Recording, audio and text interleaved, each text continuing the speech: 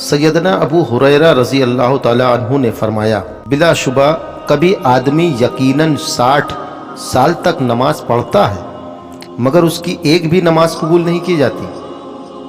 ممکن ہے کہ وہ آدمی رکوع سنت کے مطابق درست کرتا ہو مگر سجدہ مکمل نہ کرتا ہو، اور وہ آدمی سجدہ سنت کے مطابق درست کرتا ہو مگر رکوع مکمل نہ کرتا ہو۔ اس حدیث کی وضاحت ہے، نماز کی تکمیل اس کی سنت کے مطابق ادا کرنے سے ہوتی ہے۔ نماز کا ہر رکن ٹھیک اسی طرح ادا کرنا چاہیے جس طرح رسول اللہ صلی اللہ تعالیٰ علیہ وسلم نے تعلیم فرمایا ہے۔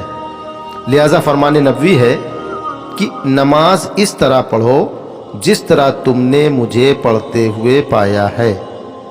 صحیح بخاری شریف 631۔ نیز اللہ کے رسول صلی اللہ علیہ وسلم نے اس شخص کو بار بار واپس نماز پڑھنے کو کہا جو شخص نماز کے ارکان سنت کے مطابق نہیں ادا کر رہا تھا۔